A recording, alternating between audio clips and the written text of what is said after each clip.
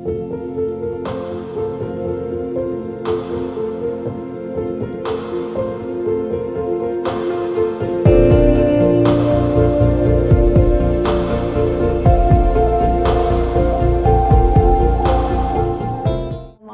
warahmatullahi wabarakatuh. Selamat pagi dan salam sejahtera bagi kita semua. Pimpinan sidang dan para penyangga akan memasuki ruangan sidang. Mohon kepada hadirin dipersilahkan berdiri.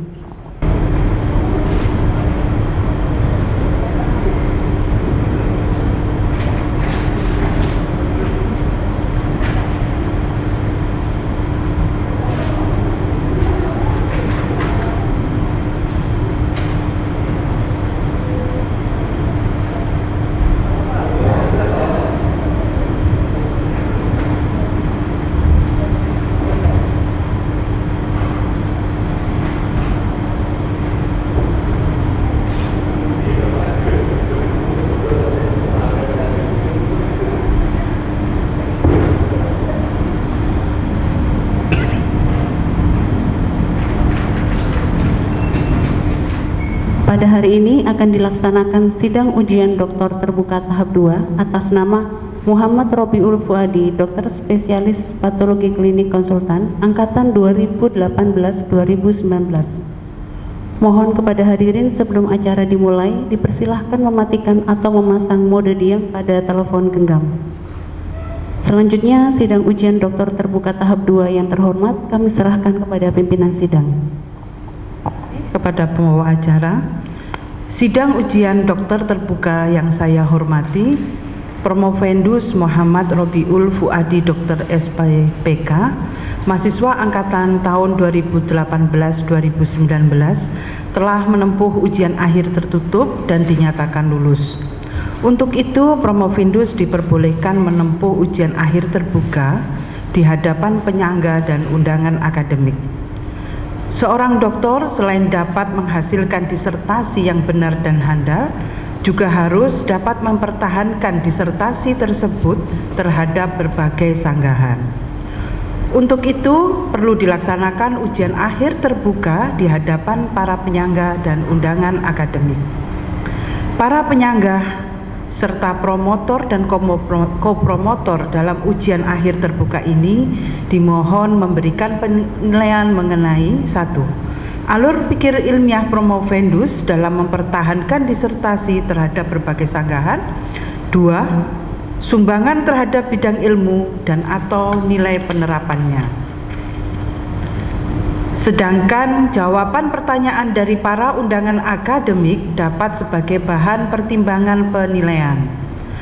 Penilaian panitia ujian doktor terbuka ini akan dijadikan dasar penetapan predikat doktor, yaitu predikat memuaskan nilai akhir 3-3,4, predikat sangat memuaskan 3,41-3,74, predikat dengan pujian atau cum laude 3,75-4. Khusus untuk predikat dengan pujian sesuai dengan pedoman pendidikan Universitas Airlangga dengan masa studi tidak lebih dari 4 tahun dan telah terbit atau publish 2 jurnal internasional.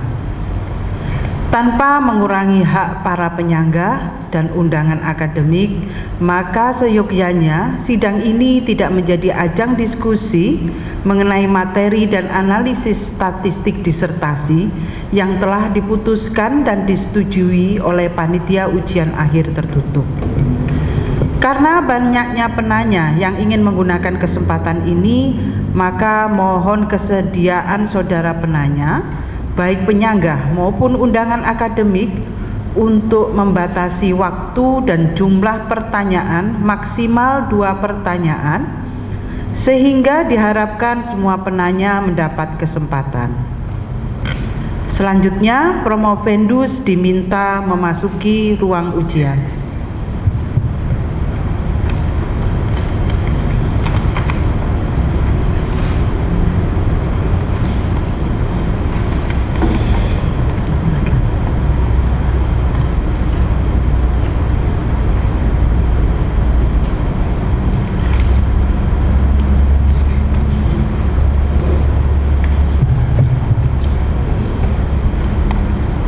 Saudara Promovendus Muhammad Robiul Fuadi Dr. SPPK, saya minta datang di hadapan sidang ujian ini dengan maksud agar saudara dapat mempertahankan disertasi saudara terhadap sanggahan para penyangga. Sebelum kesempatan ini diberikan kepada saudara promotor, saya ingin bertanya kepada saudara Promovendus, apakah saudara pada saat ini merasa sehat jiwa dan raga serta telah siap untuk diuji? Sehat dan siap. Ya, terima kasih. Mic-nya nyala sudah. Sehat dan siap. Alhamdulillah ya, suaranya sudah menunjukkan menggelegar ya. Sebelum sesi tanya jawab, saudara Promovendus dipersilahkan memaparkan sekilas tentang ringkasan disertasinya, paling lama 15 menit. Dipersilahkan. Baik. Assalamualaikum warahmatullahi wabarakatuh. Yang saya hormati Dr. Arifah Mustika, Dr. MSI, terima kasih pengantarnya. Yang saya hormati para dosen penyangga, yang saya hormati para undangan akademik dan non-akademik, izinkan kami terlebih dahulu mempresentasikan penelitian kami sebagai bagian dari disertasi kami dalam menyelesaikan program studi S3 Fakultas Kedokteran Universitas Airlangga. Penelitian kami memiliki judul hubungan polimorfisme gen apolipoprotein E, gen metilen tetrahidrofolat reduktase, homocysteine dan apolipoprotein E darah terhadap kejadian sindroma koroner akut berulang. Sebagai latar belakang, penyakit kardiovaskuler, salah satunya penyakit jantung koroner, merupakan penyebab kematian terbanyak baik di dunia maupun di Indonesia. Dan salah satu manifestasi dari penyakit jantung koroner ini adalah sindroma koroner akut. Seseorang yang pernah mengalami serangan sindroma koroner akut akan berisiko lebih besar mengalami serangan berikutnya.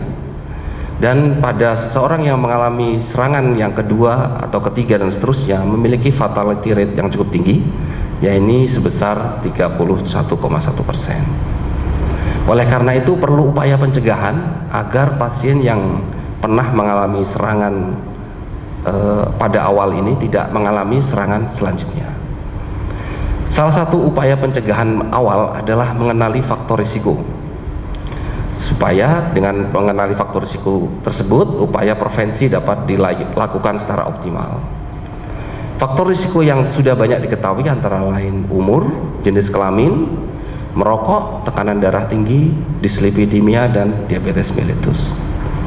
Belum banyak penelitian yang dilakukan untuk mengenali faktor risiko terkait genetik. Oleh karena itu, penelitian terkait genetik sebagai faktor risiko terjadinya serangan berulang sindroma koroner akut perlu dilakukan. Salah satu gen yang berpotensi sebagai faktor risiko sindroma koroner akut berulang adalah gen ApoE atau apolipoprotein E. Dalam populasi gen ApoE ini memiliki polimorfisme berupa 3 alel, epsilon 2, epsilon 3, dan epsilon 4. Epsilon 3 ini merupakan alel wild type atau alel yang normal pada populasi, sedangkan yang merupakan polimorfisme adalah epsilon 2 dan epsilon 4. Adanya polimorfisme tersebut mengakibatkan adanya perubahan struktur dan kuantitas kadar apolipoprotein E dalam darah, sehingga mempengaruhi aktivitas biologisnya, dan hal ini berisiko menyebabkan penyakit kardiovaskuler, salah satunya sindroma koroner akut. Gen yang kedua yang berpotensi sebagai faktor risiko kejadian sindroma koroner akut berulang adalah gen MTHFR atau metilen tetrahidrofolat reduktase. Gen ini mengkode enzim yang dikenal dengan enzim metilen tetrahidrofolat reduktase, di mana enzim tersebut mengubah homocysteine menjadi metionin dan S-adenosil metionin. Ada 2 polimorfisme besar yang didapatkan di populasi pada gen MTHFR ini, yaitu C677T dan A1298C ini perubahan sitosin menjadi timin pada titik 677 dan adenin menjadi sitosin pada titik 1298 ini. Akibat adanya polimorfisme tersebut mengakibatkan aktivitas enzim menjadi menurun. Penurunan enzim aktivitas dari MTHFR mengakibatkan kadar homosistein darah meningkat. Hal ini mengakibatkan risiko terjadinya penyakit jantung koroner, salah satunya sindrom koroner akut ini meningkat. Oleh karena itu, pada penelitian kami mencari hubungan, kami menganalisis hubungan polimorfisme gen ApoE, gen polimorfisme gen MTHFR, dan kadar ApoE darah serta kadar homosistein darah dengan kejadian sindrom koroner akut berulang. Penelitian yang kami lakukan merupakan penelitian observational analytic dengan desain case control study, di mana kami kelompokkan subjek menjadi 3 kelompok. Ada kelompok kasus, kelompok kontrol 1 dan kelompok kontrol 2. Jadi ada 2 kelompok kontrol. Kelompok kasus terdiri dari pasien dengan riwayat sindrom koroner akut setidaknya 2 kali, jadi boleh lebih. Sedangkan kontrol pertama adalah pasien dengan riwayat sindrom koroner akut tunggal, dan kontrol kedua adalah pasien tanpa serangan sindrom koroner akut sama sekali. Variabel pada penelitian ini, untuk variabel terikat adalah kejadian sindrom koroner akut berulang, sedangkan variabel bebasnya adalah polimorfisme gen MTHFR C677T dan A1298C serta polimorfisme gen ApoE. Sedangkan variabel antaranya adalah kadar homosistein dan apolipoprotein E darah. Penelitian kami laksanakan pengumpulan subjek di Rumah Sakit UNER, sedangkan pemeriksaan laboratoriumnya di ITD UNER. Waktu penelitiannya berkisar dalam rentang waktu Maret 2021 hingga Oktober 2022. Untuk pemeriksaan laboratorium yang kami lakukan, deteksi polimorfisme gen kami lakukan dengan metode PCR RFLP, Restriction Fragment Length Polymorphism. Sedangkan setiap pola yang kami dapatkan dalam PCR RFLP kami lanjutkan dengan analisis sequencing. Sedangkan kadar homosistein dan ApoE darah kami lakukan pemeriksaan dengan metode ELISA. Analisis statistik yang kami lakukan menggunakan SPSS seri 26. Dari hasil penelitian kami dapatkan jumlah total ada 90 subjek, di mana masing-masing kelompok terdiri 30 subjek. Dari faktor risiko mayor yang kami kumpulkan, ada hubungan yang bermakna antara hipertensi, diabetes mellitus, dislipidemia dengan kejadian sindrom koroner akut berulang. Pada analisis polimorfisme gen ApoE menunjukkan tidak ada hubungan yang bermakna antara polimorfisme gen ApoE dengan kejadian sindrom koroner akut berulang. Begitu juga pada analisis yang kami lakukan dari hasil pemeriksaan polimorfisme gen MTHFR baik C677T maupun A1298C menunjukkan tidak ada hubungan yang bermakna antara polimorfisme gen MTHFR dengan kejadian sindrom koroner akut berulang. Analisis pada kadar apolipoprotein E darah menunjukkan tidak ada hubungan baik dengan kejadian sindrom koroner akut berulang maupun dengan polimorfisme gen ApoE. Begitu juga pada kadar homosistein menunjukkan tidak ada hubungan antara kadar homosistein darah dengan kejadian sindrom koroner akut berulang dan polimorfisme gen MTHFR. Namun demikian, ketika polimorfisme gen itu dianalisis bersamaan dengan faktor risiko mayor yang lain, yaitu yang kami analisis di sini sesuai dengan data adalah jenis kelamin, hipertensi, dislipidemia, DM, dan yang lain, menunjukkan bahwa polimorfisme gen ApoE dengan hipertensi atau dislipidemia memiliki pengaruh yang signifikan terhadap kejadian sindrom koroner akut berulang. Begitu juga pada polimorfisme gen MTHFR C677T yang bersamaan dengan dislipidemia. Jadi kalau dikaitkan bersamaan baru memberikan hasil yang signifikan baik secara klinis maupun statistik. Ada hubungan apolipoprotein darah dengan dislipidemia pada berbagai penelitian sebagai faktor risiko sindroma koroner akut. Dislipidemia sendiri dipengaruhi banyak faktor meliputi faktor genetik, pola makan, nutrisi, pola hidup, serta terapi antilipid yang dijalani. Dan hal ini mempengaruhi hubungan kadar ApoE darah dengan kejadian sindroma koroner akut tidak bermakna signifikan pada penelitian ini. Begitu juga dengan homocysteine, pada penelitian ini tidak menunjukkan hubungan yang signifikan karena banyak variabel lain yang mempengaruhi homocysteine darah selain faktor genetik, seperti faktor risiko umur, hipertensi, merokok, dan diabetes mellitus. Sindroma koroner akut merupakan salah satu penyakit kardiovaskuler yang kompleks, jadi tidak hanya disebabkan oleh satu atau dua faktor saja. Hipertensi, DM, dislipidemia, merokok, dan jenis kelamin laki-laki merupakan faktor risiko sindroma koroner akut berulang. Hal ini sudah banyak dinyatakan dalam berbagai penelitian. Interaksi faktor genetik bersamaan dengan faktor risiko mayor yang kami sebutkan di atas akan meningkatkan risiko kejadian sindroma koroner akut berulang. Sayangnya pada penelitian ini masih banyak faktor risiko lain yang belum dianalisis seperti obesitas, menopause, olahraga, pola makan, analisis risiko keparahan dari pasien ketika datang, lama waktu mendapatkan terapi sejak muncul gejala, serta jenis terapi pasca serangan awal. Hal tersebut berpotensi mempengaruhi hubungan polimorfisme genetik dengan kejadian SKA berulang yang sehingga pada penelitian ini tidak menunjukkan hasil yang tidak signifikan. Sebagai kesimpulan dan saran, tidak ada hubungan antara polimorfisme gen ApoE, gen MTHFR, kadar homocysteine, dan ApoE darah secara langsung dengan sindroma koroner akut berulang. Tapi bila polimorfisme gen ApoE bersamaan dengan hipertensi atau dislipidemia akan berhubungan dengan kejadian sindroma koroner akut berulang. Begitu juga dengan polimorfisme gen MTHFR C677T bersamaan dengan dislipidemia menunjukkan hal yang serupa. Terapi pada pasien dengan riwayat sindroma koroner akut yang memiliki faktor risiko dislipidemia atau hipertensi dipertimbangkan lebih agresif bila didapatkan adanya polimorfisme gen ApoE atau gen MTHFR C677T. Demikian, terima kasih presentasi yang dapat kami sampaikan.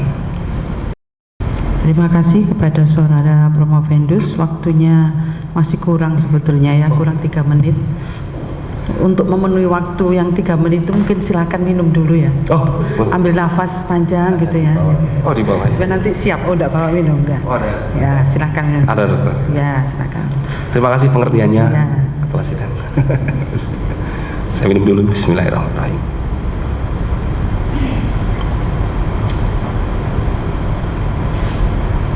Selanjutnya adalah sesi tanya jawab ya.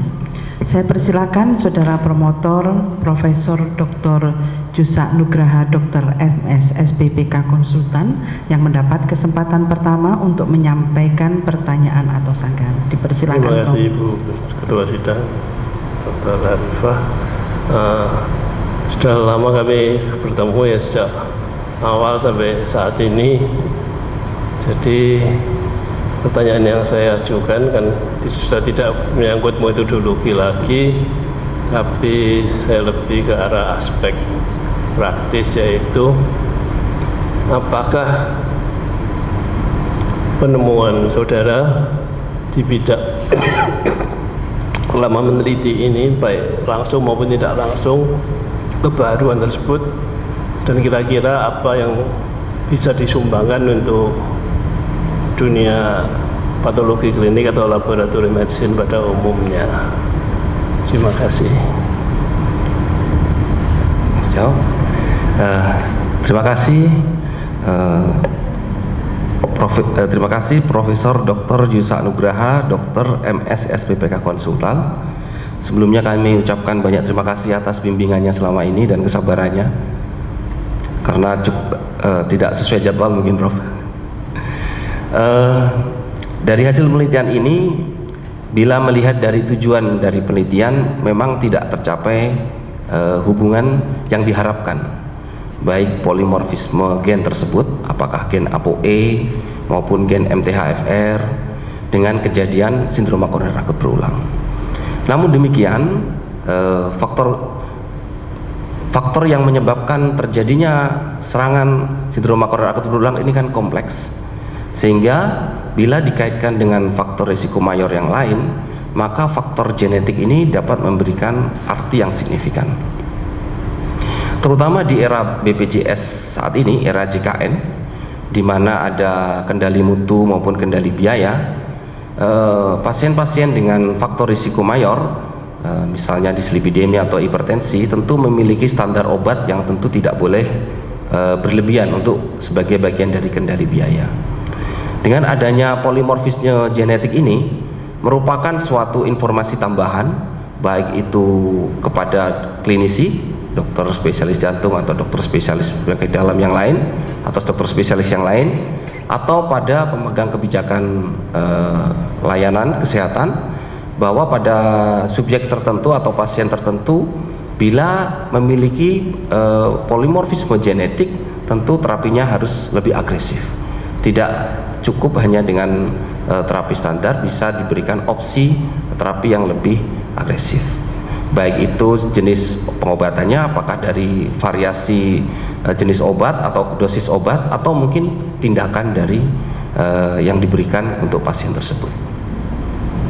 Lagi pula dengan saat ini dengan kebijakan yang baru dari kementerian, di mana arahnya bukan hanya kuratif, di mana proporsi prevensi sekarang mulai ditingkatkan, pengenalan faktor risiko terutama genetik sekarang mulai digalakkan walaupun masih tahap awal oleh kementerian. Tentu ini bisa berpotensi bermanfaat untuk sebagai mapping awal faktor genetik yang berpotensi terhadap kejadian penyakit kardiovaskuler. Demikian, Prof. Baiklah, saya puas dengan jawaban saudara. Terima kasih pimpinan sidang.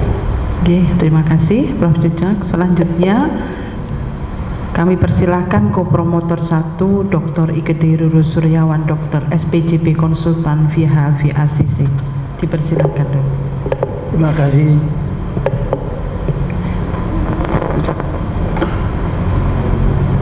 Ucapkan selamat kepada Dr. Fuadi atas perjuangan. Terima kasih. Terima kasih.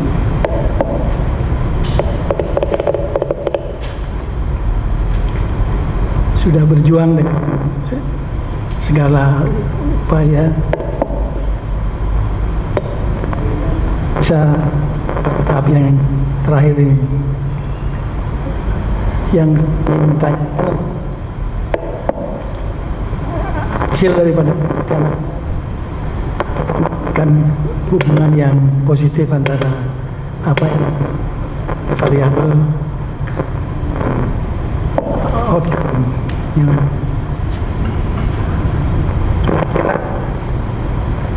faktor-faktor apa yang berpengaruh sehingga hasil hubungannya yang tidak positif itu.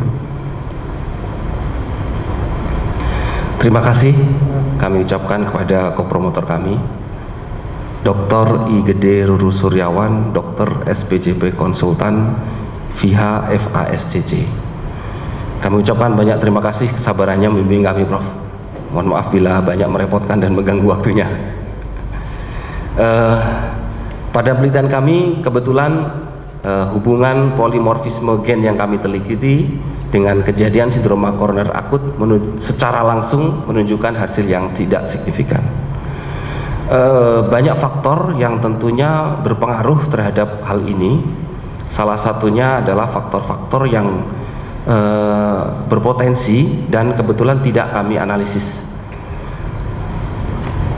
Faktor-faktor tersebut antara lain terutama adalah terapi yang dijalani oleh pasien setelah mendapatkan serangan awal, karena terapi tersebut bisa saja terapinya optimal atau suboptimal. Kemudian juga risiko, analisis risiko atau risk analysis ketika pasien itu datang pertama kali berobat ketika mendapatkan serangan. Analisis tersebut bisa memprediksi kematian di rumah sakit atau 6 bulan ke depan dan mempengaruhi jenis terapi yang akan diberikan. Dan perbedaan tersebut tentunya akan mempengaruhi kejadian sindroma koroner akut berulang. Kemudian juga yang lain juga ada lama waktu dari seorang yang mendapatkan serangan ketika gejala muncul hingga pasien tersebut mendapatkan terapi. Semakin cepat pasien yang mendapatkan serangan mendapatkan terapi, tentu prognosisnya akan semakin baik. Tetapi semakin lama prognosisnya akan semakin buruk. Dan ini juga mempengaruhi kejadian sindroma koroner akut berulang. Begitu juga faktor-faktor lain seperti obesitas, belum kami masukkan belum. Kemudian juga aktivitas atau olahraga, pola hidup atau tingkat stres juga belum kami analisis pada penelitian ini. Sehingga sebagai penyakit yang kompleks, multifaktor, tentunya masih banyak faktor lain yang menyebabkan hubungan polimorfisme genetik ini tidak berhubungan secara langsung dengan sindroma koroner akut berulang dan masih dipengaruhi oleh faktor-faktor lain. Demikian, Dr. Urus. Terima kasih. Terima kasih. Terima kasih. Selanjutnya dipersilakan kopromotor 2 Dr. Hartono Kahar, Dr. SPPK Konsultan MQEH mengajukan pertanyaannya. Terima kasih pimpinan sidang. Sebelumnya saya ucapkan selamat kepada Dr. Fuad ya, yang telah menyelesaikan disertasinya yang menurut saya ini sangat baik sekali dan ini applicable untuk kita nanti di laboratorium. Oke. Memang harapan kami sebagai pembimbing dengan hasil analisis ini nanti bisa menambah perencanaan kita ke depan ya, Dr. Fuad ya. Dan kita ketahui tadi Dr. Fuad sudah menambahkan bahwa polimorfisme ya antara gen APOE dan MHR tadi memang tidak signifikan di sini, tetapi setelah ditambahkan dengan faktor predisposisi nampak ada signifikan yang sangat secara klinis ya, SKA berulang. Nah, oleh karena itu mungkin mohon kira-kira perencanaan ke depan untuk laboratorium kita ini bagaimana menurut Dr. Fuad agar nanti sensitivitas, spesifitas ataupun kehandalan laboratorium itu bisa dipercaya oleh para klinisi. Terima kasih Dr. Fuad. Terima kasih Dr. Hartono Kahar, dokter spesialis patologi klinik konsultan MQIH. Sebelumnya kami ucapkan banyak terima kasih atas bimbingan dan waktunya. Saat ini pemerintah memberikan masukan terutama kepada center-center, kepada pusat-pusat layanan kesehatan untuk melakukan identifikasi faktor-faktor genetik yang berpotensi terhadap beberapa penyakit yang menjadi prioritas kementerian. Dan itu yang menjadi prioritas tentunya adalah penyakit yang membebani baik secara keuangan maupun kualitas dari layanan kesehatan di Indonesia. Antara lain penyakit kardiovaskuler, kanker, kemudian ginjal, serta penanganan stunting gitu ya. Hasil penelitian ini merupakan langkah awal dalam mapping genetik yang berpotensi terjadinya penyakit kardiovaskuler. Sehingga bila kita bisa melakukan mapping genetik polimorfisme apa atau mutasi gen apa yang dapat menyebabkan atau berisiko terhadap penyakit kardiovaskuler dan kebetulan itu bisa dicegah, tentu ini akan menjadi masukan berarti bagi layanan kesehatan. Dan hal ini akan berpotensi untuk kita masifkan di seluruh area layanan yang mampu melakukan PCR. Setelah pasca COVID, saya kira kita semua mengalami dan ada potensi yang bisa kita dapatkan dari hasil COVID itu, di mana hampir semua layanan kesehatan, baik rumah sakit maupun laboratorium itu memiliki kemampuan untuk melakukan pemeriksaan PCR.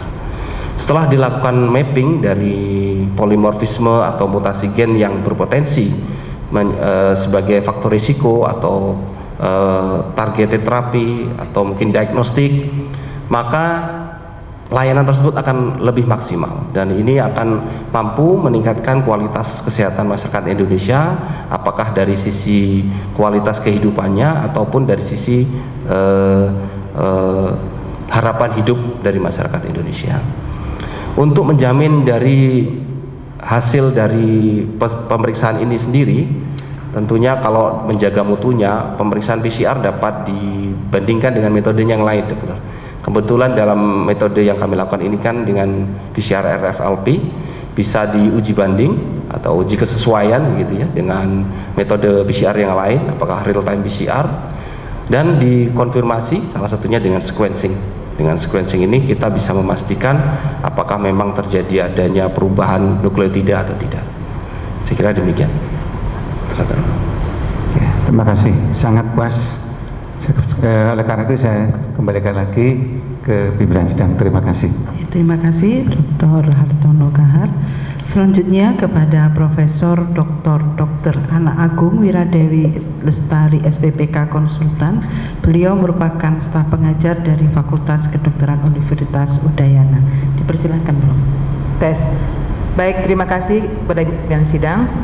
Om Swastiastu, Assalamualaikum warahmatullahi wabarakatuh. Salam sejahtera, Shalom, Namo Buddhaya. Pertama-tama selamat kepada promovendus sudah berhasil mencapai tahap akhir pendidikan S3. Semoga ilmunya bermanfaat untuk kita semua. Kemudian selamat juga untuk keluarga yang mungkin sedang menonton di ruangan lain. Selamat kepada Departemen PK FKUA yang sudah menambah satu lagi staf yang bergelar S3. Semoga semakin banyak lagi. Saya tahu yang di depan ini semua sedang lanjut studi ya. Semoga segera menyusul. Dan agar tidak sia-sia jauh-jauh saya datang dari Denpasar, saya harus bertanya. Ada dua pertanyaan yang ingin saya sampaikan, Dr. Fuad. Jadi yang pertama adalah dalam penelitian Promovendus bahwa pada polimorfisme gen ApoE variabel antaranya adalah ApoE, sedangkan pada polimorfisme gen MTHFR dipilih adalah homocysteine. Kenapa Promovendus bukan memilih enzim yang langsung berhubungan dengan MTHFR? Yang kedua, bahwa polimorfisme gen ApoE dan MTHFR ini tidak berpengaruh terhadap kejadian SKA yang berulang. Kan seperti itu ya kesimpulannya. Nah, apakah masih ada gen-gen lain yang berpotensi sebagai faktor risiko penyakit kardiovaskuler? Silahkan. Terima kasih kami ucapkan kepada Profesor Dr. Ana Agung Wiradewi Lestari, spesialis patologi klinik konsultan. Sebelumnya kami ucapkan terima kasih atas kedatangannya ke Surabaya. Terima kasih atas waktu dan upayanya meluangkan jadwalnya, Prof. Kenapa kami memilih homocysteine sebagai variabel antara? Kenapa kami tidak memilih enzim MTHFR sendiri? Kebetulan secara mekanisme patofisiologi kejadian bagaimana polimorfisme gen MTHFR dapat mempengaruhi kejadian sindroma koroner akut, faktor yang dipengaruhi awal memang enzim MTHFR, jadi memang bukan homocysteine. Tetapi efek dari polimorfisme tersebut mengakibatkan penurunan aktivitas dari enzim MTHFR sehingga kadar homocysteine itu menjadi meningkat. Homocysteine inilah yang menjadi sumber masalah bagi risiko terjadinya sindroma koroner akut berulang, karena homocysteine akan meningkatkan risiko terjadinya plak aterosklerosis, juga mempengaruhi risiko meningkatkan terjadinya trombosis, baik itu mengaktifasi dari trombosit maupun meningkatkan aktivasi dari faktor koagulasi, sehingga akan kedua komponen ini, trombosis maupun aterosklerosis, akan meningkatkan kejadian sindroma koroner akut berulang. Jadi kenapa enggak MTHFR? Karena yang merupakan sumber masalahnya adalah homocysteine. Jadi gitu, Dok. Kemudian untuk pertanyaan yang kedua, memang pada hasil penelitian ini untuk polimorfisme gen ApoE maupun MTHFR secara langsung tidak memiliki hubungan yang signifikan. Sudah banyak rekomendasi gen-gen apa yang berpotensi beresiko meningkatkan kejadian penyakit kardiovaskuler seperti gen LDL, kemudian juga banyak gen yang yang menentukan faktor koagulasi darah seperti gen yang mengkode faktor fibrinogen, faktor 2, faktor 10. Itu juga banyak penelitian yang menyatakan bahwa faktor-faktor tersebut berpotensi meningkatkan risiko kejadian penyakit jantung. Namun demikian, faktor-faktor tersebut ini kan belum diteliti di Indonesia. Belum banyak penelitian yang dilakukan untuk memapping faktor-faktor tersebut apakah banyak ditemukan di Indonesia atau tidak. Jadi faktor ini kami pilih karena dari banyak penelitian menunjukkan polimorfisme gen ApoE maupun gen MTHFR itu relatif cukup banyak didapatkan di Indonesia, terutama di populasi suku Jawa. Oleh karena itu kami lakukan penelitian pada polimorfisme gen ini. Tentunya masih banyak polimorfisme gen lain-lain seperti yang tadi kami sebutkan. Namun demikian masih butuh waktu untuk melakukan mapping yang lebih detail. Demikian, Prof. Ade. Baik, saya sangat puas dengan jawaban Prof. Vendus. Mohon tepuk tangan untuk Prof. Vendus. Saya kembalikan kepada pimpinan sidang. Terima kasih Prof. Wira atas pertanyaannya. Selanjutnya penanya kelima, Dr. Gondo Masuti, Dokter Hewan MKes, dipersilakan. Terima kasih pimpinan sidang. Assalamualaikum warahmatullahi wabarakatuh. Waalaikumsalam. Selamat ya saya sampaikan kepada Prof. Vendus Dr. Muhammad Robi Ulfuadi, spesialis patologi klinik. Juga saya sampaikan selamat kepada promotor dan kopromotor. Tentunya hasil karya disertasi ini kan tidak hanya merupakan kerja dari Prof. Vendus sendiri, tapi promotor dan kopromotor ikut peran penting ya dalam penulisan disertasi ini. Baik, dalam menempuh studi S3 atau untuk mendapatkan gelar doktoral ini, tentunya Saudara Prof. Vendus harus memiliki khasanah keilmuan dalam disertasi ini serta bisa memberikan manfaat aplikasi ya yang bisa diberikan kepada masyarakat. Kali ini saya hanya ingin menanyakan tentang khasanah keilmuan saja karena yang kemanfaatan tadi sudah ditanyakan oleh promotor dan kepromotor 1, bahkan rencana ke depan sudah ditanyakan oleh kepromotor 2. Untuk yang pertama yang ingin saya tanyakan adalah terkait dengan khasanah keilmuan. Pada penelitian ini Saudara Prof. Vendus ingin meneliti adanya polimorfisme gen ya, ApoE sama MTHFR ya. Dengan menggunakan teknik yang dipilih adalah PCR RLP yang kemudian dikonfirmasi dengan teknik sequencing ya. Yang ingin saya tanyakan, kenapa teknik ini dipilih, prinsip dasarnya seperti apa, dan apakah teknik ini satu-satunya atau mungkin ada teknik lain yang mungkin bisa digunakan untuk mendeteksi adanya polimorfisme ini namun tidak dipilih ya. Itu. Kemudian yang kedua, melanjutkan pertanyaan dari Dr. Ira ya, dari Udayana tadi. Prof. Iradewi. Jadi beliau menanyakan tentang apakah ada gen-gen lain yang berpengaruh. Nah, kalau sekarang yang saya tanyakan adalah karena double helix DNA kita itu ada genetik, ada epigenetik tentunya. Epigenetik itu ada yang misalnya adalah adanya pengaruh dari long RNA atau short RNA, misalnya kalau short RNA itu microRNA misalnya. Kemudian yang lainnya epigenetik yang lain misalnya adalah histone modification, misalnya adalah acetylation, methylation, phosphorylation, ubiquitination, atau mungkin juga DNA methylasi. Apakah Saudara Prof. Vendus pernah mencari-cari lah studi literatur kira-kira apakah ada peran epigenetik yang mempengaruhi kejadian sindrom koroner akut ini? Demikian, terima kasih. Terima kasih Dr. Gondo Masuti DRH MKes. Kami ucapkan banyak terima kasih atas waktunya. Kami tahu ada hal yang merepotkan, cukup merepotkan bagi Dr. Gondo. Menjawab pertanyaan pertama, jadi kami pilih metode PCR RFLP karena metode pemeriksaan ini waktu itu sudah cukup lazim digunakan di layanan laboratorium TDC. Jadi kalau pengalaman kami menjalankan pemeriksaan laboratorium, suatu laboratorium kalau sudah terbiasa itu biasanya optimasinya ketika mendeteksi suatu titik mutasi tertentu itu lebih handal gitu, lebih terbiasa gitu. Kebetulan waktu itu saat COVID sehingga banyak layanan lab itu lebih fokus ke COVID, termasuk ke TDC, cuma untuk layanan penelitian ini masih bisa dilakukan terutama dengan metode RFLP. Di mana metode dengan pemeriksaan RFLP ini prinsipnya adalah pertama kita deteksi dulu target gen yang kita cari pada ekson keberapa, pada urutan nukleotida keberapa, tentunya dengan primer yang kita berikan.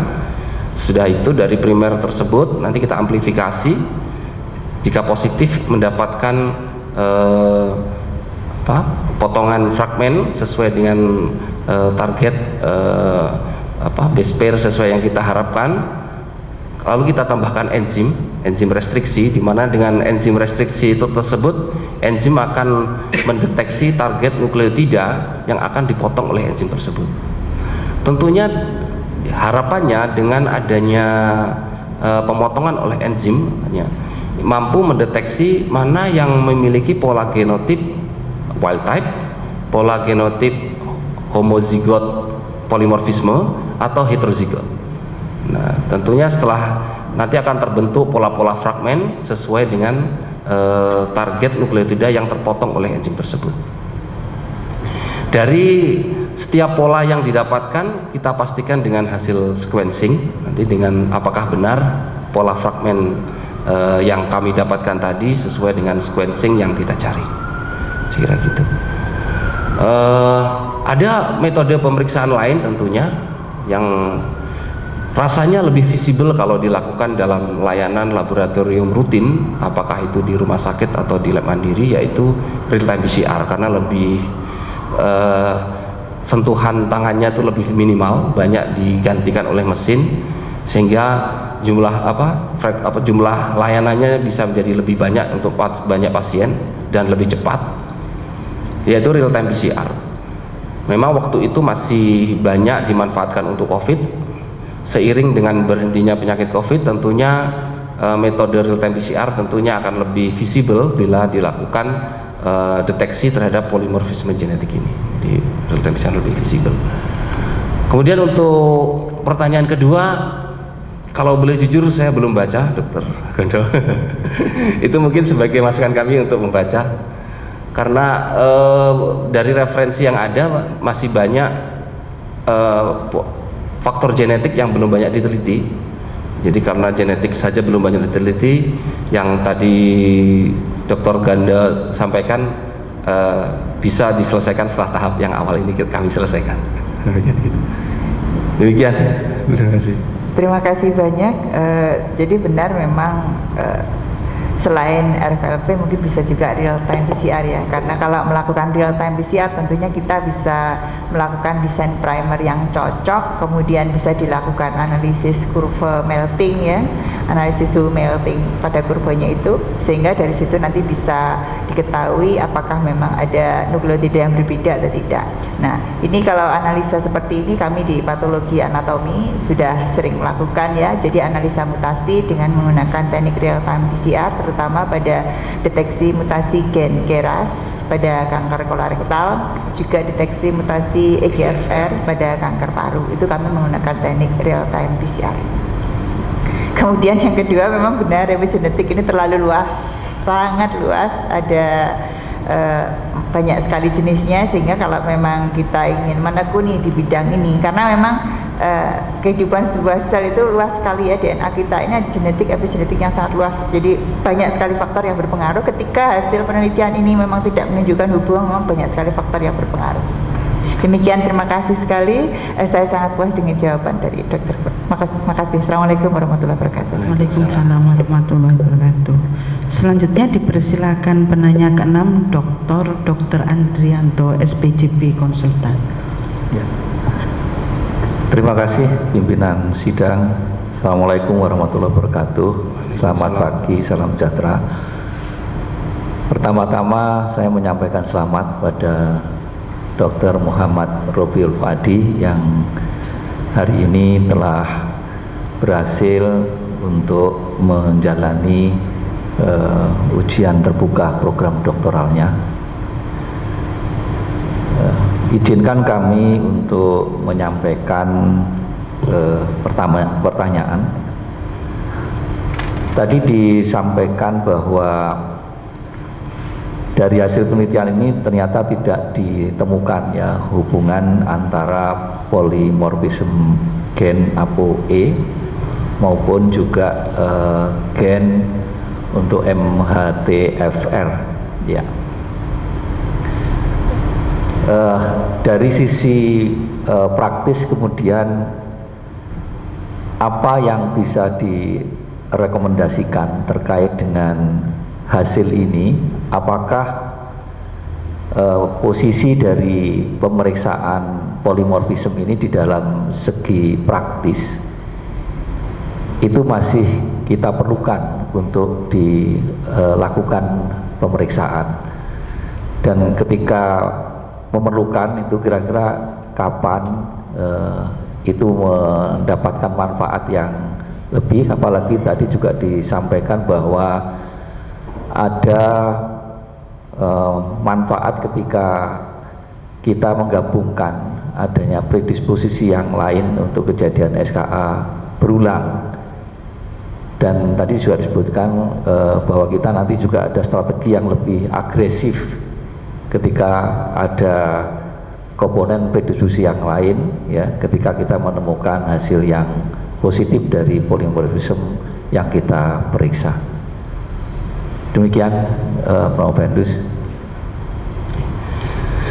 Terima kasih Dr. Andrianto, SPJP Konsultan. Sebelumnya kami ucapkan banyak terima kasih karena sebelum kami menjalani penelitian ini kami diberikan kuliah oleh beliau dalam MKPD, sangat bermanfaat sekali. Dr. Andrianto, matur nuwun. Memang dalam penelitian kami polimorfisme genetik secara langsung tidak memiliki hubungan yang signifikan dengan sindroma koroner akut, tetapi ketika ada faktor risiko mayor dan ditambah adanya polimorfisme genetik, risiko tersebut akan meningkat dan peningkatannya secara statistik signifikan.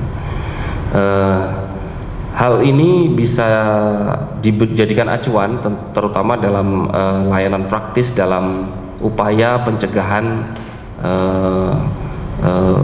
penyakit sindroma koroner akut agar tidak terjadi serangan selanjutnya. Salah satunya pada pasien-pasien yang memang sudah memiliki faktor risiko seperti faktor risiko dislipidemi dan faktor risiko hipertensi. Pada pasien-pasien dengan dislipidemi dan hipertensi memang tidak selalu dok ya, terkadang dalam beberapa institusi itu ada namanya restriksi terapi, artinya kendali biaya agar pengeluaran terapinya itu tidak out-outan gitu, sehingga misalnya pada beberapa pasien walaupun pasien tersebut sudah terbukti memiliki dislipidemi atau hipertensi, obat yang diberikan juga dibatasi, mungkin hanya beberapa tertentu, misalnya simvastatin, nggak boleh yang lain gitu, dosisnya juga mungkin maksimal 10 mg gitu. Ketika pasien-pasien tersebut sudah positif memiliki dislipidemi atau hipertensi, pemberian terapi bisa dijadikan alternatif, ditambah atau ditambah dosisnya atau diganti dengan jenis obat lain bila didapatkan polimorfisme genetik ini, sehingga ini bisa dijadikan masukan ke penanggung jawab terkait, apakah itu BPJS atau institusi Yanmed yang ada di suatu rumah sakit, agar restriksi tersebut dibuka, sehingga ketika seorang pasien sudah terbukti memiliki dislipidemi dan disertai adanya polimorfisme genetik ini, misalnya gen ApoE maupun gen MTHFR, maka restriksinya dibuka sehingga mungkin diberikan tambahan, misalkan memilih jenis obat yang lain, misalnya atorvastatin, atau menaikkan dosis dari simvastatin yang diberikan. Karena biasanya di era sekarang, walaupun ada kendali mutu, tentu masih diterapkan kendali biaya. Dengan adanya data polimorfisme genetik ini bisa dijadikan pertimbangan agar kendali biayanya tadi bisa dilonggarkan terkait adanya risiko yang lebih besar bila tidak diberikan terapi yang lebih agresif. Gitu. Sementara begitu. Ya, terima kasih Dr. Puadi, saya puas atas jawabannya. Terima kasih Dr. Andrianto. Selanjutnya dipersilahkan penanya ke-7, Dr. Rizky Fitria Prasetyo, SPA Konsultan. Terima kasih pada pimpinan sidang. Assalamualaikum warahmatullahi wabarakatuh. Waalaikumsalam. Pertama saya ucapkan selamat dulu untuk Dr. Fuad yang sudah sampai ke tahap terakhir dari pendidikan S3 ini.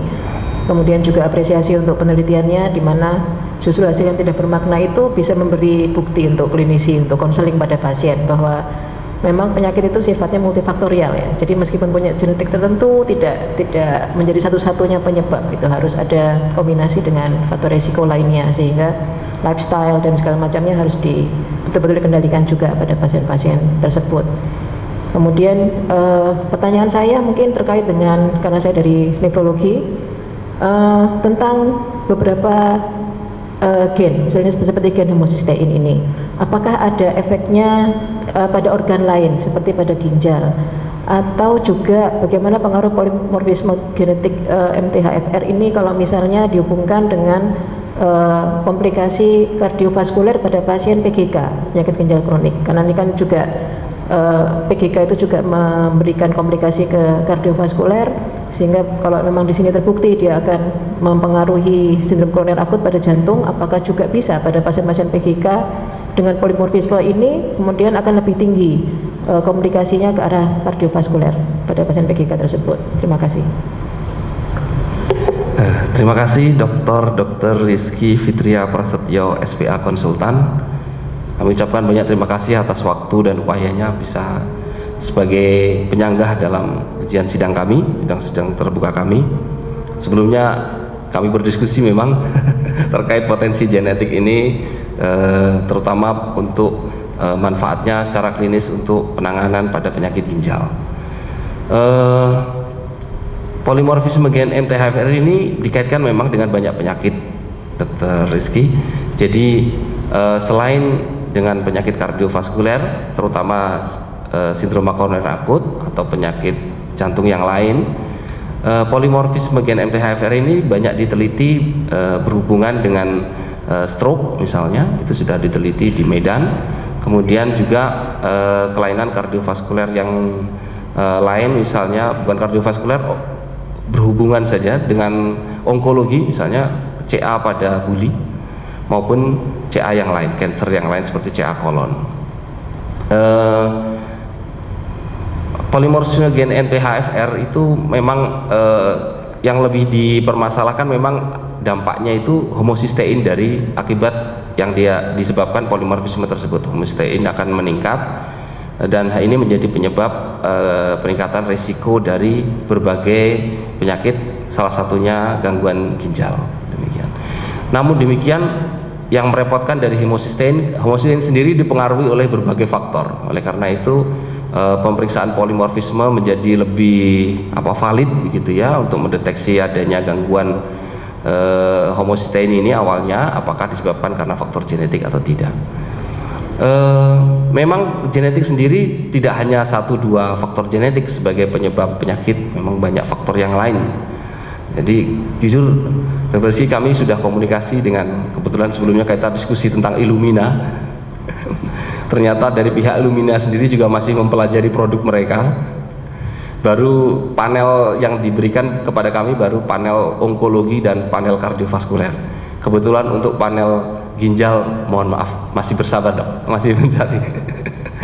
Semoga dengan ini nanti akan kami tidak lanjuti dok, karena potensi genetik ini akan besar sekali terkait dengan program BGS dari pemerintah, di mana kita diharapkan bisa melakukan mapping faktor genetik apa pada penyakit-penyakit tertentu yang mungkin bisa dicegah, nomor satu. Kalau memang nggak bisa dicegah, bisa terdeteksi secara dini sehingga terapinya bisa lebih awal dan meningkatkan kesembuhannya, dan yang terakhir bisa dijadikan targeted terapi.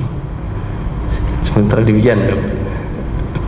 Ya, jadi memang penyakit ginjal pada anak banyak sekali yang terkait dengan genetik, dan tadi saya tertarik dengan polimorfisme ini. Kalau misalnya kami periksa pada anak-anak PIK, apakah kami bisa mendeteksi secara dini kira-kira mereka akan lebih tinggi mana yang mendapatkan komplikasi kardiovaskuler pada nantinya. Ini kan akan lebih lebih dini ya, bisa kita intervensi, dan tadi yang genetik targeted terapi itu yang harus kita mulai dari sekarang gitu. Jadi nanti mungkin kita tunggu progresnya dari yang kita sudah punya di Sutomo ya.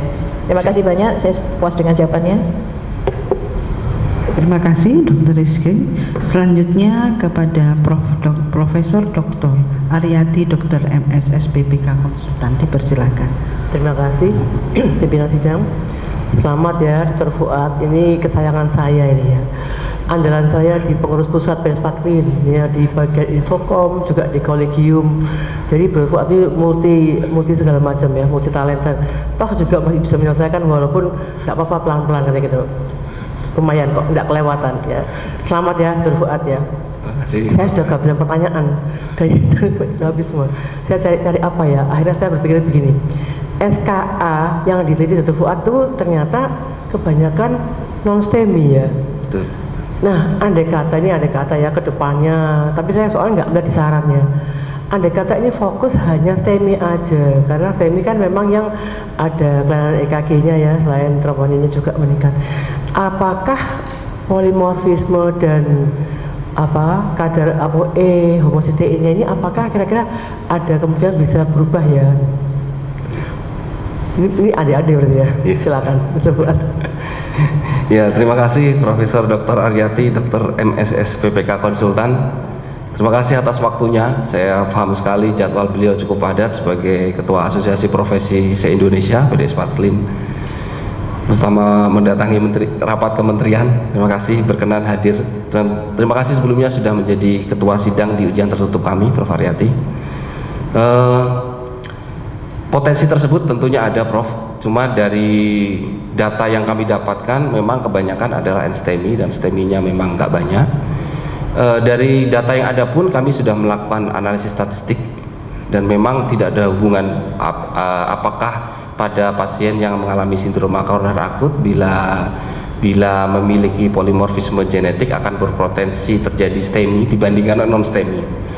Tentunya kalau memang maksud tujuannya fokus di STEMI, tentu ada penyesuaian pada pemilihan subjek sehingga potensi untuk mendapatkan manfaat dari pemeriksaan polimorfisme ini akan menjadi lebih signifikan dan lebih besar.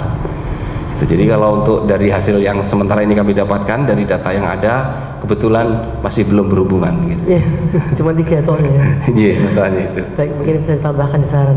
Baik, terima kasih banyak Dr. Fuad, saya puas dengan jawabannya. Ini juga sangat membantu saya sebagai SPS SP2. Terima kasih banyak ya. Selamat ya Dr. Fuad ya. Baik. Saya kembalikan ke situ. Terima kasih Prof. Aryati. Selanjutnya dari saya sebagai pimpinan sidang mengucapkan selamat kepada Saudara Muhammad Robiul Fuadi ya. Anda sudah menyelesaikan penelitian yang luar biasa dan insya Allah bermanfaat bagi kesejahteraan manusia. Tadi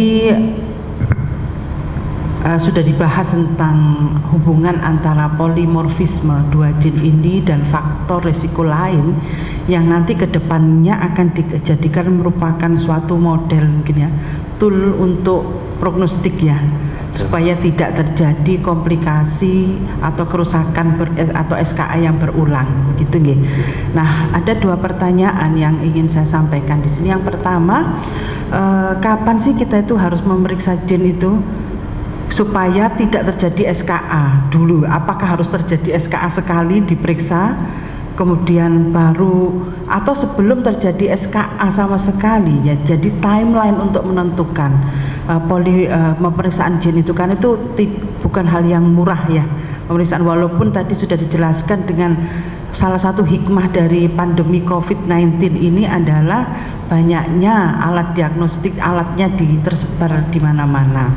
Tetapi walaupun banyak alat kan perlu reagen dan sebagainya ya. Saya ingin tahu bagaimana Dr. Fuadi ini mempersuasi BPJS ya. BPJS itu kan ketat ya HTA-nya ya, waduh luar biasa. Supaya kita itu diperbolehkan untuk secara rutin dijadikan tool prognostik rutin pemeriksaan 2 gen tersebut. Apa yang harus disampaikan? Juga tentang timeline tadi kapan? Dipersilakan. Terima kasih kami sampaikan kepada Dr. Arifah Mustika, Dr. MSI. Terima kasih telah berkenan menjadi ketua sidang pada ujian terbuka kami kali ini. Terkait kebijakan saya kira Dr. Arifah, jadi ada angin baru pada era saat ini, di mana sebelumnya kita masih fokus pada kuratif. Sekarang proporsi prevensi itu mulai ditambah, mulai ditingkatkan. Salah satu yang sudah terlihat dan signifikan adalah pencegahan stunting. Jadi ketika bayi baru lahir itu harus diperiksa TSH neonatal. Kalau itu tidak dilakukan maka jaminan jam persalnya tidak cair. Jadi yang mengeluarkan malah kan BPJS sendiri. Padahal kami sendiri mengalami, Dr. Hartono ini sebagai penanggung jawabnya. Dulu itu pemeriksaan TSH neonatal BPJS nggak mau cover karena ini bukan kuratif, ini hanya preventif. Dan setelah mengalami banyak diskusi dengan pemerintah, hal tersebut menjadi program nasional, bahkan dibiayai, bayinya gratis, pasiennya gratis untuk melakukan screening TSH tersebut. Sehingga upaya prevensi ini tentunya akan melebar, bukan hanya stunting. Jadi bukan yang menjadi prioritas 3 besar itu selain stunting jadi 4, yaitu onkologi, kanker, kardiovaskuler, sama ginjal. Ini 3 penyakit yang menghabiskan duit negara. Begitu juga harapan angka hidup masyarakat Indonesia ini kan masih relatif rendah bila dibandingkan sama Amerika atau Jepang atau luar negeri lah yang lebih maju, sehingga diharapkan dengan pergeseran upaya prevensi ini tentunya diharapkan harapan hidup manusia lebih panjang, kualitas kesehatannya juga akan lebih baik. Bagaimana supaya bisa di cover oleh pemerintah, terutama BPJS, tentunya berdasarkan data yang kuat, data yang meyakinkan, di mana saat ini juga pemerintah sudah mengawali, yaitu dengan mendistribusikan alat mapping untuk mencari potensi-potensi genetik yang bisa dimanfaatkan dengan mendistribusikan alat Illumina. Dengan pendistribusian tersebut diharapkan akan dilakukan mapping gen-gen apa yang berpotensi bisa dimanfaatkan untuk pencegahan, terutama di 3 besar tadi prioritasnya. Kalau memang dari hasil mapping didapatkan hasil yang signifikan, karena gen itu bisa jadi antara negara kita dengan negara lain itu kan berbeda, sehingga diperlukan mapping dulu. Tentu tidak segan sebagaimana TSH neonatal yang akan tahun depan ditambah lagi G6PD dan mungkin yang lain. Ini genetik akan diprioritaskan, dan harga yang mahal itu bisa ditekan dengan berbagai kebijakan. Terbukti dengan dulu waktu COVID awal-awal itu harga jual 1.500.000, dengan berbagai kebijakan harganya bisa di bawah 200.000. Tentunya ini dari pemerintah, apakah pajaknya dikurangi dan lain sebagainya, logistik dipermudah dan sebagainya. Saya kira gitu sebenarnya. Dr. Fuadi. Jadi mestinya Dr. Fuadi ini sudah menyiapkan naskah persuasif ya tentang analisis situasi berdasarkan hasil disertasinya untuk mempersuasi BPJS mencegah bergeser ke arah promotif dan preventif dan promotif dan preventif ya karena saya kira sekarang menuju ke sana semua, jadi semua bidang mungkin harus siap-siap melakukan analisis yang didukung dengan hasil riset seperti hasil disertasinya Dr. Fuadi ya. Ditunggu nanti hasil persuasinya. Betul. Terima kasih. Waktu 60 menit bagi para penyangga telah selesai. Untuk selanjutnya kami tawarkan kepada undangan akademik untuk mengajukan 1 pertanyaan. Untuk penanya pertama kami persilakan Dr. Roni Yuliwar, Eskep NSMket. Hadir. Oke, silakan.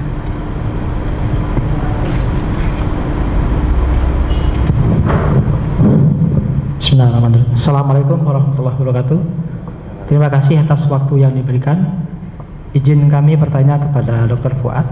Dari hasil penelitian dokter sudah ditemukan jika gen ApoE dan gen MTHFR itu bersamaan dengan adanya hipertensi dan dislipidemia itu berhubungan signifikan dengan kejadian SK berulang.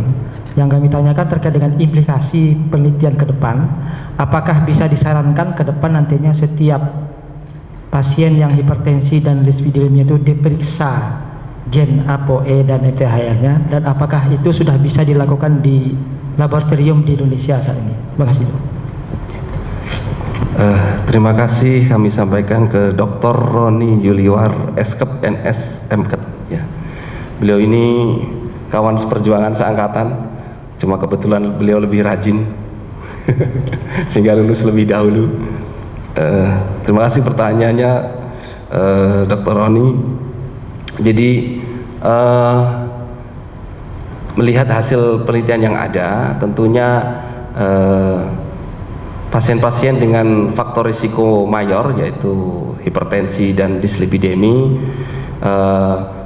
sangat memungkinkan atau berpotensi memungkinkan, terutama bila pasien tersebut dalam pertama ngeyel, jadi sulit untuk bekerja sama untuk mendapatkan terapi prevensi, apakah untuk pengendalian faktor risikonya dengan minum obat-obat anti hipertensi atau obat anti dislipidemi. Dengan adanya tambahan pemeriksaan tersebut mungkin menjadi pertimbangan bagi yang bersangkutan untuk lebih kooperatif mengikuti saran dari dokter untuk mengendalikan faktor risiko yang dialami.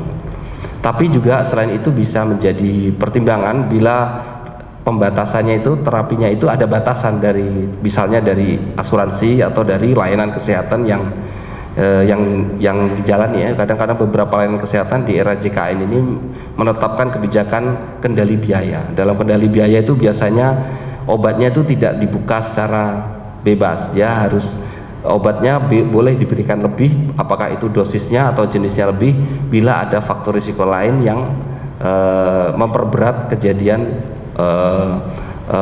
prognostik, sehingga ini bisa dijadikan pertimbangan. Apakah ini bisa rutin? Belum bisa, Dr. Roni, karena ini masih dalam tahap riset, jujur saja dalam langkah awal untuk mapping tadi faktor genetik apa yang selanjutnya bisa berpotensi sebagai prevensi penyakit kardiovaskuler.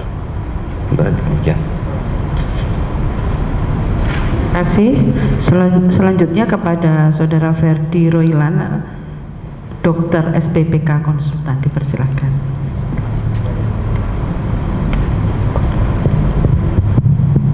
Baik, terima kasih pimpinan sidang Dr. Arifah. Selamat kepada sahabat saya, Dr. Muhammad Robiul Fuadi, spesialis patologi klinik konsultannya, jangan lupa ya, Dok. Menarik sekali, Dok, hasil penelitian yang dokter lakukan. Jadi bagi saya mungkin karena ini suatu pemeriksaan yang ternyata bisa dikerjakan di kita di Surabaya, apakah hanya penyakit jantung yang memiliki hubungan dengan polimorfisme misalnya MHTFR tersebut, apakah penyakit-penyakit lain juga berkaitan, Dok? Sehingga apabila banyak kaitan, mungkin dengan seperti dokter sampaikan PCR sudah ready segala macam, mungkin ke depan akan lebih bermanfaat lagi. Terima kasih kami sampaikan kepada Dr. Ferdi Roilan Merpong, spesialis patologi klinik konsultan, sejawat kami di divisi. Sebenarnya saya lebih banyak belajar tentang PCR dengan beliau. Polimorfisme gen MTHFR ini sebelum kami teliti, kami banyak lakukan literasi di mana banyak kaitan penyakit yang lain terkait dengan polimorfisme gen MTHFR ini. Salah satunya adalah bibir sumbing, resiko bayi yang lahir dengan bibir sumbing biasanya diperiksa ibunya. Jadi pada ibu-ibu yang memiliki polimorfisme gen MTHFR memiliki risiko lebih besar memiliki bayi sumbing. Begitu juga pada kelainan, misalnya pada laki-laki yang mengalami infertilitas sekunder, oligospermia. Ketika dilakukan analisis, lelaki dengan polimorfisme gen MTHFR ini memiliki kecenderungan untuk terjadi infertilitas sekunder. Tentunya masih banyak penyakit yang lain tadi terkait kanker kolorektal dan kanker yang ada di kandung kemih juga kami pernah baca juga demikian. Jadi bukan hanya polimorfisme gen MTHFR, polimorfisme gen ApoE juga demikian, banyak dikaitkan dengan penyakit demensia atau Alzheimer, polimorfisme yang pada gen ApoE. Saya kira demikian, Dr. Freddy. Terima kasih. Terima kasih, Dok. Ya, kesempatan kami berikan kepada Saudara Diah Puspitarini, Dokter SPPK Konsultan. Bismillahirrahmanirrahim. Assalamualaikum warahmatullahi wabarakatuh. Terima kasih pimpinan sidang. Sebelumnya saya ucapkan selamat untuk Dr. Fuad sudah sampai di tahap akhir pendidikan S3.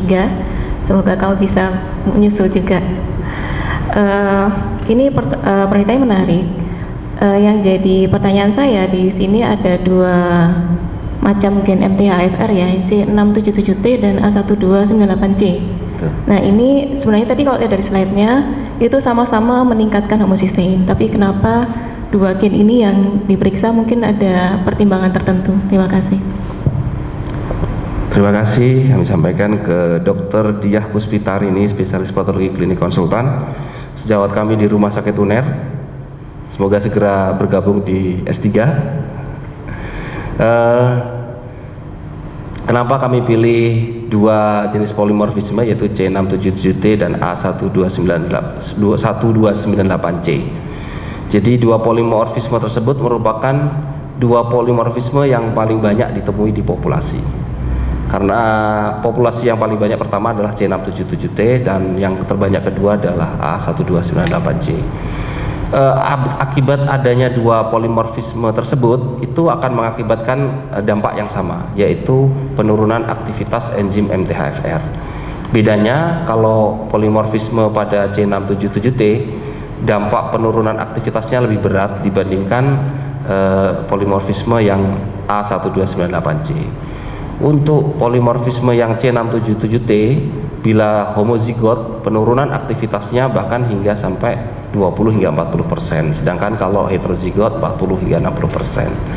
Sedangkan untuk polimorfisme A1298C, bila homozigot dampak penurunan aktivitasnya berkisar 40-60%, kalau yang heterozigot 80%. Jadi kami lakukan dua penelitian ini karena dua ini merupakan dua polimorfisme yang terbanyak di populasi dengan dampak yang mirip, cuma tingkat tingkat penurunan aktivitas enzimnya saja yang berbeda. Demikian. Ya. Selanjutnya kami berikan kesempatan kepada Saudara Heri Prianto, Dokter SPPK, untuk memberikan pertanyaan. Baik, terima kasih. Selamat pagi. Selamat kepada Dr. Fuad, teman saya di pengurus pusat. Selamat sudah mencapai tahap ini di S3. Pertanyaan saya cuma satu, Dok. Untuk kita sebagai seorang patologi klinik, untuk pemeriksaan ApoE dan homocysteine ini, selain pemeriksaan yang disebutkan di penelitian Dr. Fuad menggunakan metode ELISA ya, Dok ya, apakah ada metode lain yang bisa kita pakai untuk pemeriksaan ini? Terima kasih. Terima kasih Dr. Heri Prianto, spesialis patologi klinik, calon konsultan, belum konsultan, masih sekolah.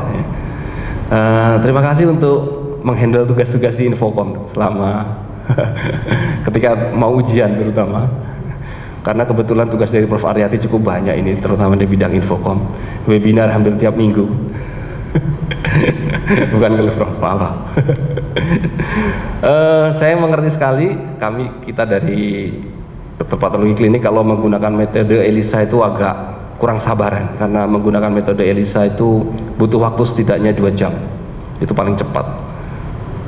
Walaupun ini diminati di penelitian karena relatif murah dari sisi harga, tetapi kalau di layanan ini kurang diminati. Selain lama juga kadang kalau harus manual merepotkan. Saat ini memang diminati pakai metode yang lebih cepat, baik itu ECLIA atau ELVA, atau mungkin turbidimetri atau neflometri.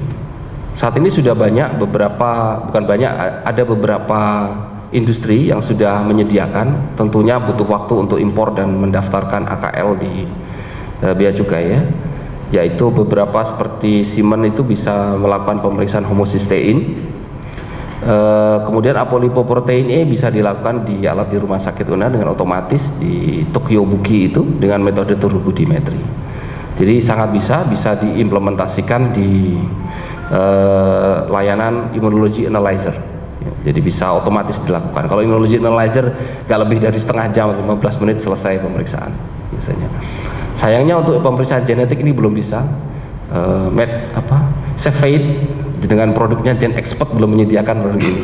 Jadi masih dilakukan dengan opsinya tadi, apakah RFLP atau real time PCR. Demikian. Baik, terima kasih Dr. Fuad. Ya, Saudara Munawaroh Fitria, Dokter SPPK Konsultan, silakan memberikan pertanyaannya.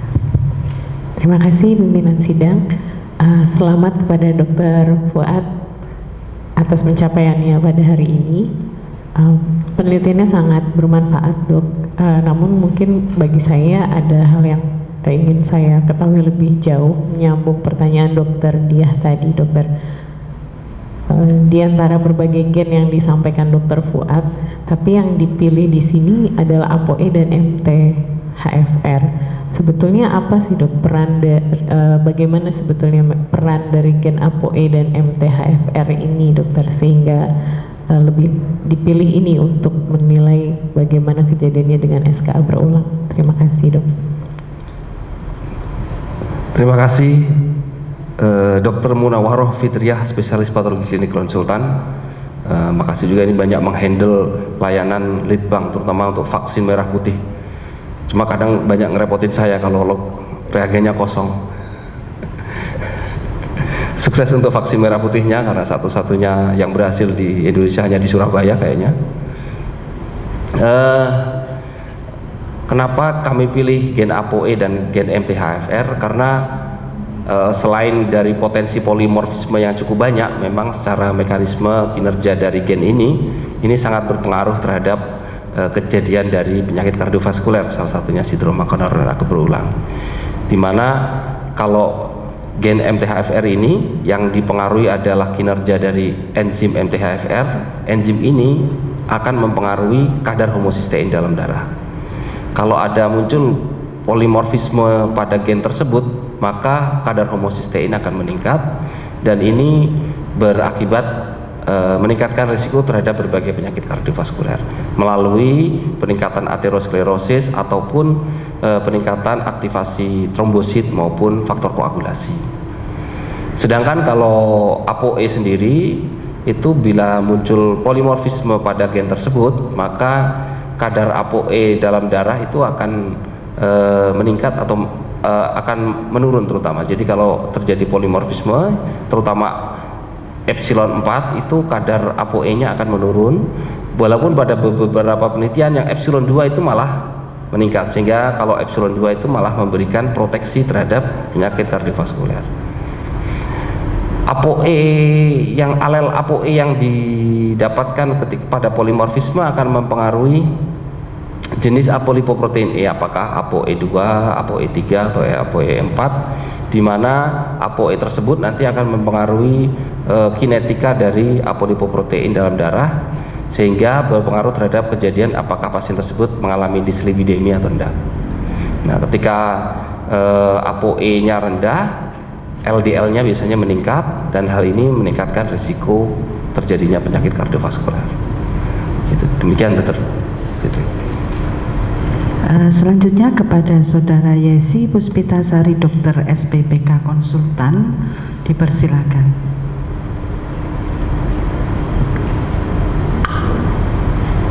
Baik, terima kasih kepada pimpinan sidang. Assalamualaikum warahmatullahi wabarakatuh.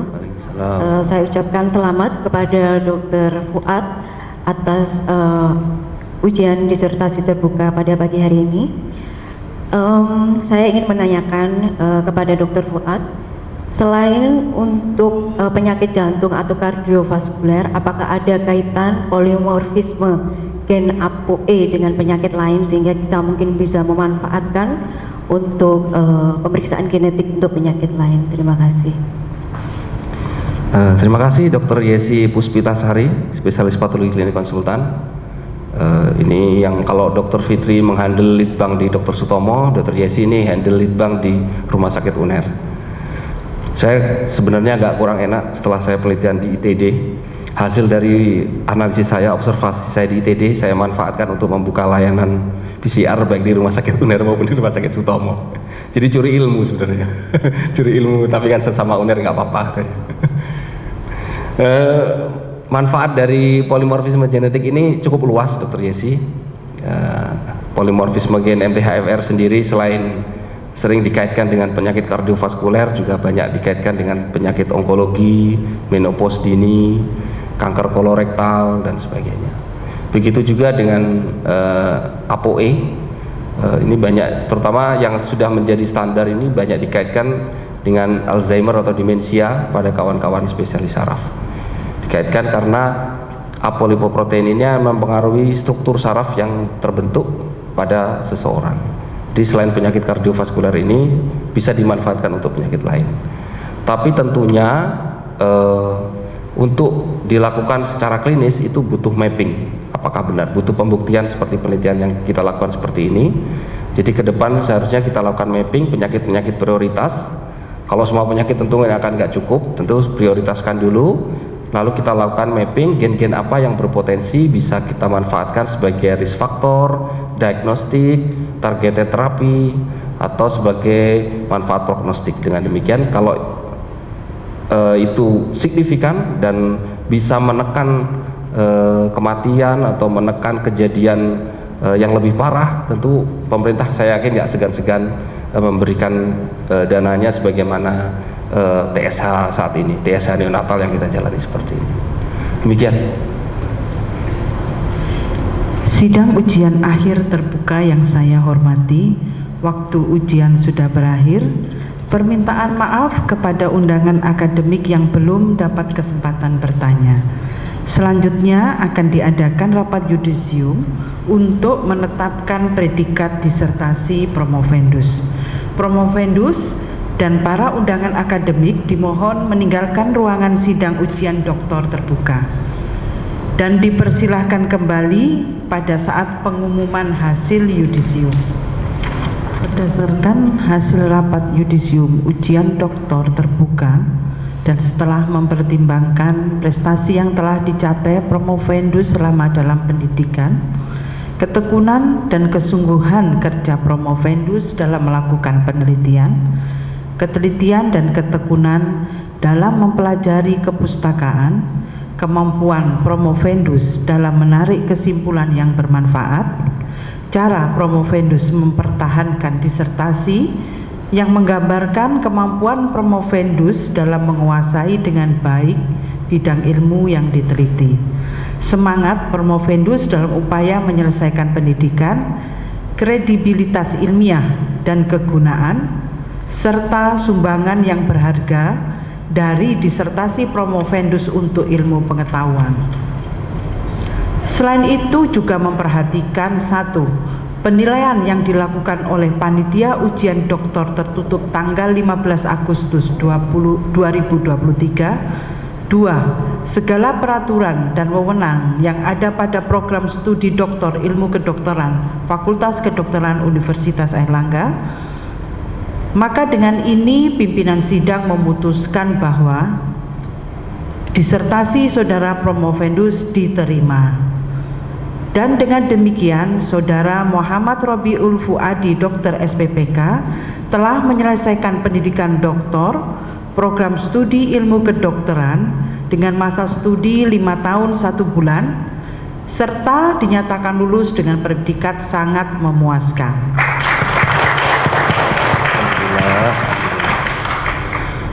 Kepadanya diberikan hak untuk memakai gelar doktor dengan hak dan kewajiban serta kehormatan yang menurut hukum melekat pada gelar itu.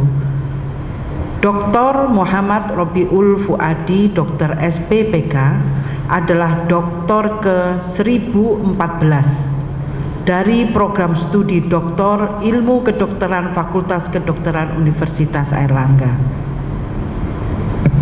Dipersilahkan kepada Saudara Muhammad Robiul Fuadi untuk menyampaikan pesan dan kesannya. Terima kasih Dr. Arifah. Pertama-tama saya ucapkan puji syukur alhamdulillahirrahmanirrahim. Selawat dan salam kami sampaikan ke Nabi besar Muhammad SAW. Kemudian rasa terima kasih dan penghargaan yang setinggi-tingginya kami sampaikan kepada yang terhormat Prof. Yusak Nugraha, Dr. MS SPPK Konsultan selaku promotor kami, Dr. IGD Rurus Suryawan, Dr. Spesialis SPCP Konsultan via FSCC, dan Dr. Hartono Kahar, Dr. SPPK Konsultan sebagai co-promotor kami.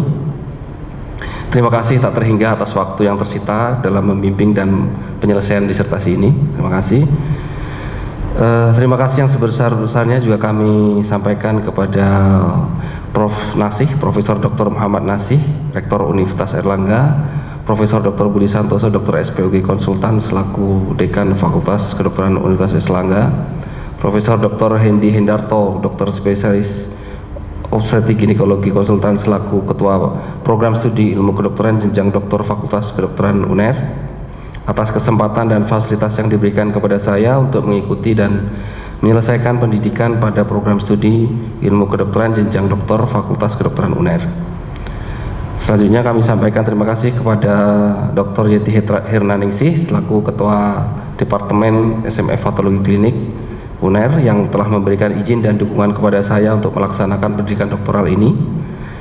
Kami sampaikan terima kasih kepada Profesor Aryati, Dr. Gweni, Dr. Budi Utomo, Dr. Ini Itisom yang telah berkenan menjadi tim penguji dan telah memberikan banyak sekali masukan, saran, dan koreksi untuk kesempurnaan disertasi ini.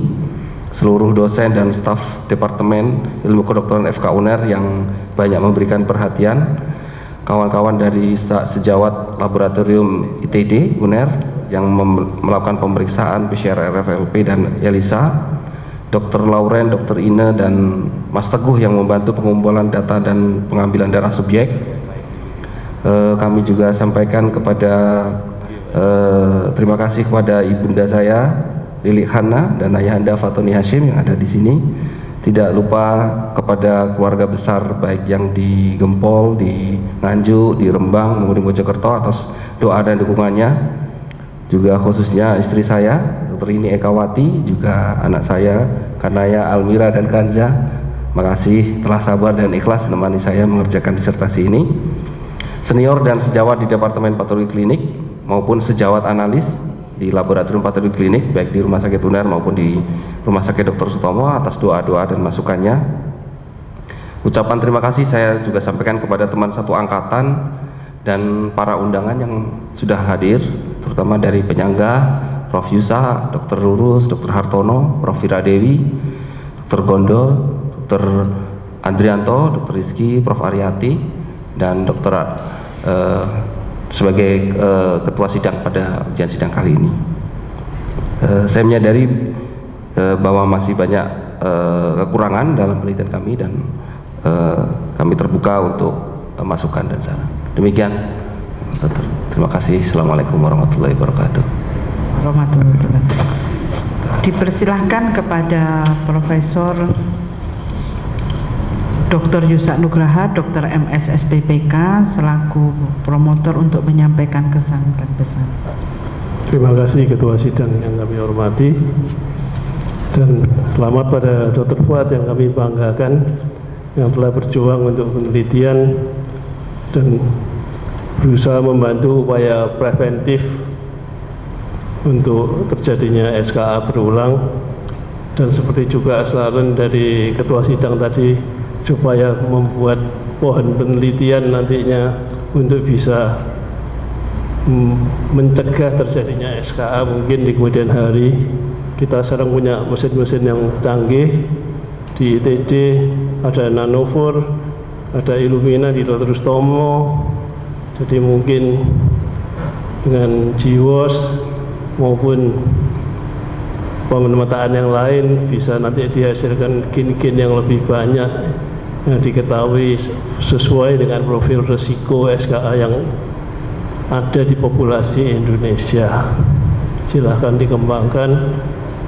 Buat adik-adik sekalian, saya sudah tua jadi diwariskan saja.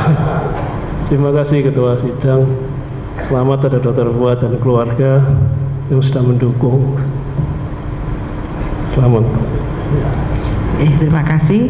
Dengan demikian rapat sidang ujian terbuka telah selesai. Selanjutnya kami serahkan kembali kepada pembawa acara. Terima kasih pimpinan sidang. Selanjutnya prosesi penyerahan simbolis ijazah yang akan diberikan oleh pimpinan sidang kepada co-promotor, lalu kepada promotor, selanjutnya kepada promovendus.